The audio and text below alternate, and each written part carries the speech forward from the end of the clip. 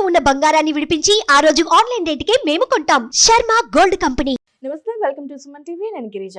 2025 నూతన ఆంగ్ల సంవత్సరంలో భాగంగా ద్వాదశ రాశుల వారికి ఫలితాలు ఏ విధంగా ఉండబోతున్నాయి, అందులోనూ మనం ఇప్పటివరకు అయితే చాంద్రమానం ప్రకారం నక్షత్రం రాశి పరంగా మన జాతకం ఎలా ఉంటుంది 2025 సంవత్సరంలో ఓవరాల్ గా అనేది ఇప్పటివరకు తెలుసుకున్నాం కదా.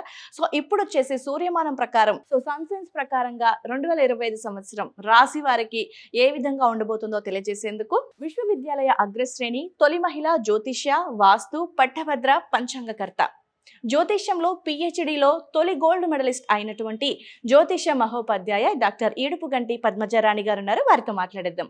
నమస్కారం మేడం. నమస్కారం మేడం, సో కన్యా రాశి వారికి ఈ నూతన సంవత్సరంలో 2025 పరంగా చూసుకుంటే సన్ సైన్స్ ప్రకారం ఏ విధంగా ఉండబోతోంది ఓవరాల్ గా తెలియజేస్తారమ్మా?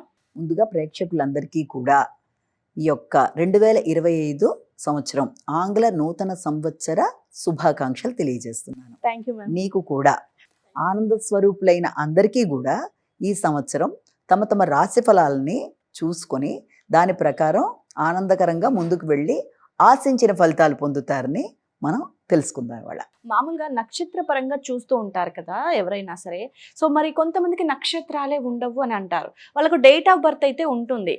మరి అలాంటి వాళ్ళకి రాశి పరంగా సో జ్యోతిష్యం అనేది ఏ విధంగా చెప్తారు మ్యామ్?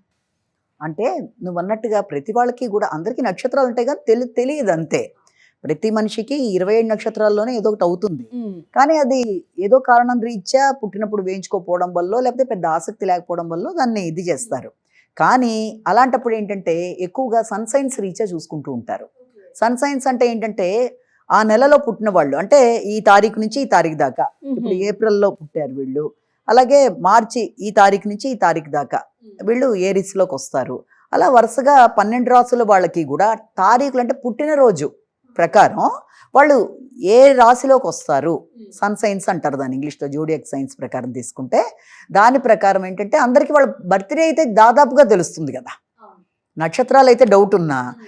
కాబట్టి డేట్ ఆఫ్ బర్త్లు కనీసం తెలిస్తే డేట్ ఆఫ్ బర్త్లు కనీసం ఏ డేట్న పుట్టారో దాని ప్రకారం మనం మనం చెప్పుకోబోయే రాశి ఫలితాలు ఆ నెలలో దేంట్లోకి వచ్చారో చూసుకొని మేషరాశి, వృషభ రాశి అని అలా చూసుకుంటూ పెడతారు. అంటే నక్షత్రం మనకు తెలుస్తుందా మ్యామ్? సన్షైన్స్ పరంగా చూసుకుంటే మనకు అంటే రాశి తెలుస్తుంది, ఓకే. డేట్ పరంగా చూసినప్పుడు మనకు నక్షత్రం ఇది అనేది క్లారిటీగా తెలుస్తుందంటారా? మరి నక్షత్రం వేరు, రాశి ప్రకారం తెలుసుకోవడం వేరు. నువ్వు పుట్టిన తారీఖు బట్టి కరెక్ట్గా డేటు, టైము, ప్లేస్ ప్రకారం నువ్వు వేసుకుంటే దాని ప్రకారం నక్షత్రం వస్తుంది.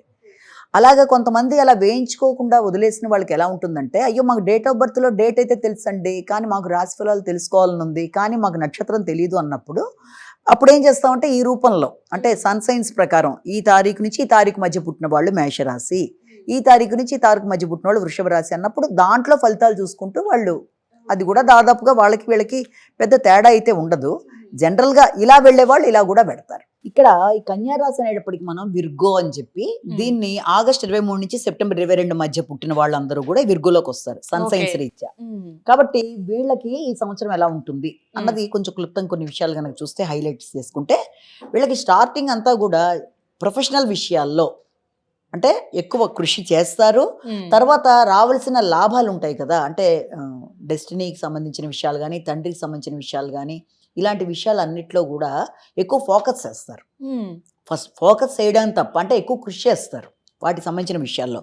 అలాగే వ్యక్తిగత గౌరవం విషయంలో కానీ, వ్యక్తిగత ఆరోగ్య విషయంలో కానీ, ఆలోచనలు కానీ ఇవి పెద్ద స్థాయిలో అనేది అంటే ప్రణాళికా పరంగా వెళ్ళడంలో కొంత న్యూట్రలైజేషనే ఉంటుంది. అంటే ఆ విషయాల్లో వీళ్ళు తీసుకుంటున్న విషయాలు. అలాగే కమ్యూనికేషన్ బాగుంటుంది, ప్రయాణాలు బాగుంటాయి, సహకారం బాగుంటుంది, మంచి వ్యక్తులు వీళ్ళకి సహకరిస్తారు, చెప్పవలసిన విషయాల్లో కానీ ఏదన్నా కానీ కమ్యూనికేషన్ ప్రాబ్లం లేకుండా చక్కగా చెప్తారు, అంత ట్రాన్స్పరెన్సీగా ఉంటుంది. ఇవన్నీ కూడా బాగుంటాయి వాళ్ళకి. ఉన్నప్పటికీ ఇక్కడ ముఖ్యంగా సంతానం విషయం తీసుకున్నా, ఇన్వెస్ట్మెంట్స్ విషయం తీసుకున్నా, లేకపోతే ప్రేమించిన వ్యక్తుల విషయం తీసుకున్నా, అక్కడ వాళ్ళకి వీళ్ళ యొక్క ప్రవర్తన వాళ్ళు వీళ్ళని సరిగ్గా రిసీవ్ చేసుకోలేక అక్కడ ఆ విషయంలో వాళ్ళకి కొంత అపార్థాలు వచ్చే అవకాశం ఉంది. అంటే వీళ్ళలో స్వార్థం వాళ్ళకి అనిపించవచ్చు, వాళ్ళలో స్వార్థం వీళ్ళకి అనిపించవచ్చు. కాబట్టి ఇలాంటి విషయాల్లో అలాంటివి లేకుండా వీళ్ళంత జాగ్రత్తలు తీసుకుంటూ ఒకటి ముందుకెళ్ళాలి. అలాగే ఇంకొకటి ఏంటంటే వీళ్ళు చాలా కష్టపడి పనులు చేస్తారు. దానికి సంబంధించి వీళ్ళు ఆశిస్తున్న విషయంలో కూడా అంటే ఏదైనా రుణాలున్నా తీర్చేయడం, శత్రువులని వల్ల ఇబ్బంది పడుతున్నా కూడా వాళ్ళని ఓవర్కమ్ చేసేస్తూ ముందుకెళ్ళడం, ఇవన్నీ ఉన్నప్పటికీ కూడా శత్రువులు వీళ్ళని ఇబ్బంది పెట్టడానికి చేస్తున్న ప్రయత్నాలు చేస్తున్న సమయంలో వాళ్ళకి లేట్ అవుతుంది కొన్నిసార్లు. అంటే వీళ్ళ మీద వాళ్ళు వచ్చి రుణాలు వీళ్ళ దగ్గర వీళ్ళు ఎవరి దగ్గర అప్పు తీసుకుని ఉండొచ్చు.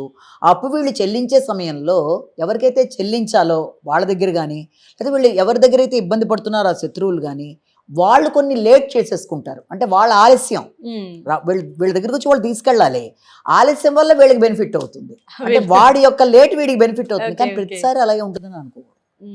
కొన్నిసార్లు ఇది ఓకే లక్కీగా ఇలా అయింది, కానీ వీళ్ళని జాగ్రత్తలు తీసుకుంటూ ఎప్పటికప్పుడు రుణాలు ఏమన్నా అంటే లోన్స్ ఏమన్నా ఉన్నా వాటిని క్లియర్ చేసేసుకుంటూ ముందుకెళ్ళడం మంచిది, చాలా బెటర్. అలాగే ఇతరులు ఎవరైనా ఇబ్బంది పెడదాం అనుకున్న శత్రువులైనా వాళ్ళకే ఆలస్యమయ్యి ఆ పని వీళ్ళు బయటపడిపోతారు. కాబట్టి అది బాగానే ఉంటుంది. రోగ నిరోధక శక్తి కూడా వీళ్ళకి చాలా వరకు బెటర్ గానే ఉంటుంది. అంటే ఇమ్యూనిటీ పవర్ ఒకటి బాగుంటుంది. అలాగే ఆకస్మికమైన ఖర్చులు ఉన్నప్పటికీ కూడా దాన్ని అధిగమించేస్తూ ముందుకు వెళ్ళిపోగలరు. అంటే ఆ సమయానికి ఏదో మొత్తానికి వస్తుంది, ఇలా చేసుకోగలుగుతారు. అలాగే దాంతోపాటు అంటే ఇతరులు అంటే వాళ్ళ కింద వ్యక్తులు కానీ లేకపోతే వాళ్ళకి ఫ్రెండ్స్ కానీ ఎవరన్నా పడిన కష్టం వీళ్ళకి అది లాభం అవుతుంది. అంటే వీళ్ళు వాళ్ళ యొక్క కోఆపరేషన్ తో వీళ్ళు ఆ పనులు సాధించుకుంటూ ముందుకెడతారు. కాబట్టి వాళ్ళ యొక్క శ్రమ వీళ్ళకి కొన్నిసార్లు బెనిఫిట్ అవుతుంది, వీళ్ళకి వాళ్ళు చేసిన హెల్ప్ అనుకోవచ్చు. కాబట్టి అదొకటి బాగుంటుంది. కానీ సెకండ్ హాఫ్ వచ్చేటప్పటికి మాత్రం ముఖ్యంగా ప్రొఫెషనల్లో చాలా స్ట్రగుల్ అవుతారు. ప్రొఫెషనల్గా స్ట్రగుల్ అయినా కెరీర్ వైజ్గా మంచి గ్రాఫ్ అనేది ఏర్పరచుకుంటారు, తగినంత రెస్పెక్ట్ అనేది ఏర్పడుతుంది. దాని పరంగా వీళ్ళు ముందుకెళ్ళడానికి చేసే ప్రయత్నాలు అనుకూలంగా ఉంటాయి. ఆర్థిక సంబంధమైన విషయాల కన్నా కూడా వీళ్ళకి రెస్పెక్ట్ పరంగా ఎక్కువ లాభం అనేది ఏర్పడడం ఒకటి. తర్వాత ఏదన్నా వాహనాలు గృహాలు కొనుక్కోవడానికి కూడా వీళ్ళు మంచి ప్లాన్ అనేది ఏర్పరచుకుంటారు. విద్యార్థులు విద్యాపరమైన విషయాల మీద ఫోకసింగ్ అనేది పెంచుకోవాలి. అయితే ఫైనల్గా వచ్చేటప్పుడు మాత్రం లాభాలు అనేవి అనుకూలంగా ఉంటాయి. ఏవేవైతే పెండింగ్లో పడుతూ వచ్చాయో అవన్నీ ఆఫ్టర్ అక్టోబర్ చక్కగా క్లియర్ అయిపోతూ వెళ్ళడానికి అవకాశం ఉంటుంది. అనుకోని వ్యక్తులు అంటే మిత్రులు కావచ్చు, దూర ప్రదేశాల్లో ఉండే వాళ్ళు కావచ్చు, బంధుమిత్రులు కావచ్చు, అందరూ సహకారాలు అనేవి ఏర్పడతాయి. చక్కగా కమ్యూనికేట్ చేస్తారు. తర్వాత హ్యాపీగా జర్నీస్ చేస్తారు. తర్వాత భాగస్వామి వ్యవహారాలు బాగుంటాయి, జీవిత భాగస్వామితో బాగుంటుంది, అపార్థాలను తొలగిపోతాయి. ఎవరికైనా మ్యారేజ్ రిలేటెడ్గా ఎదురు చూస్తున్నా కూడా దాని రిలేటెడ్గా ఒక మంచి వార్తలు వినడానికి అవకాశం ఉంటుంది. కానీ ఆలోచనలు మాత్రం కొంత సరిగ్గా పెట్టుకోవాలి. ఇమీడియట్గా వాళ్ళకి స్ఫురించదు. అంటే జ్ఞాపక శక్తి పెంచుకోవాలి స్టూడెంట్లు అయితే. పెద్దవాళ్ళు అయితే చేస్తున్న కార్యక్రమాల మీద కొంత దృష్టి సారించాలి, లేట్ అయిపోతూ ఉంటాయి, అదొకటి చేయాలి. సెకండ్ హాఫ్ వచ్చేప్పుడు మాత్రం కమ్యూనికేషన్ విషయం కాకుండా జీవిత భాగస్వామి వ్యాపార భాగస్వాముల విషయం ఒకటి కొంచెం ఎక్కువ ఫోకస్ చేసుకుంటూ ముందుకు వెళ్ళాలి. అలాగే తండ్రి మొదలైన వాళ్ళ యొక్క ఆరోగ్యం అది కూడా కొంతవరకు అనుకూలతలని బాగుంటుంది. మీ మీద మీకు కొంత బద్ధకాన్ని వదిలేయాలి. పనులు లేట్ అయినా కూడా అయితే ఇందులో వదిలేయద్దు, కొంచెం జాగ్రత్తలు తీసుకుంటూ ముందుకు వెళ్ళాలి. అలాగే దాంతోపాటుగా ఏంటంటే సాంఘిక సంబంధాల విషయంలో మాత్రం అది జీవిత భాగస్వామి కావచ్చు, లేకపోతే వ్యాపార భాగస్వాములు కావచ్చు, పరిచయస్తులు కావచ్చు, ఎవరితోనైనా సరే మీరు ఎంతసేపు కూడా వీళ్ళు ఎలా ఆలోచిస్తారంటే వీళ్ళ విషయాల్లో వీళ్ళకి ఆలోచన తక్కువ, అంటే పట్టించుకోరు. వాళ్ళ విషయంలో ఎక్కువ వీళ్ళు పట్టించుకొని పక్క వాళ్ళకి ఎక్కువ వీళ్ళు కోఆపరేట్ చేయడానికి కానీ వాళ్ళ మీద ఇది చేయడం బట్టి వీళ్ళ విషయాన్ని ఎవరో వచ్చి హెల్ప్ చేస్తారనుకుంటూ కూర్చుంటే పని ముందుకు వెళ్ళదు. కాబట్టి మీ పనుల మీద కూడా మీరు శ్రద్ధ వహిస్తూ మీ పనులను కూడా ఇన్ టైంలో చేసుకుంటూ ముందుకెళ్ళే దాని మీద దృష్టి సారించుకుంటూ ముందుకు వెళ్ళాలి. ఈ సమస్యని అధిగమించడానికి మాత్రం వీళ్ళు ఖచ్చితంగా వినాయకుడి యొక్క దేవాలయాలు సందర్శించడం, వినాయకుడికి సంబంధించి శ్రీ గణేష నమస్తుభ్యం ఆరోగ్యం దేహిమే సదా అనే శ్లోకాన్ని పఠించుకుంటాం. తప్పనిసరిగా ఈ యొక్క దీన్ని వాళ్ళు అధిగమిస్తారు. లేకపోతే ఏముందంటే వైరాగ్యం, నా పనులదే ఉందిలే, ముందు వాళ్ళ పని చేద్దాం. కరెక్టే, ఇతరులకు సహకరించాలి, కానీ మీ పనులు మీరు సహకాలంలో చేసుకోపోవడం బట్టి కూడా అది ఎవరో వచ్చేస్తాను కూర్చుంటే అది ముందుకెళ్ళదు. కాబట్టి ఆ విషయంలో జాగ్రత్త. Okay ma'am. సో ఓవరాల్ గా 2025లో స్టూడెంట్స్ కి, వ్యవసాయ రంగానికి చెందిన రైతులకి, లేదంటే కళాకారులకి, రాజకీయ నాయకులకి అంటే ఫస్ట్ హాఫ్ లో బాగుంటుందా, సెకండ్ హాఫ్ లో బాగుంటుందా ఒక్కసారి మ్యామ్? విద్యార్థులకి స్త్రీలకి తీసుకుంటే ఫస్ట్ హాఫ్ బాగుంటుంది. ఓకే. విద్యార్థులకి సెకండ్ హాఫ్ న్యూట్రలైజేషన్.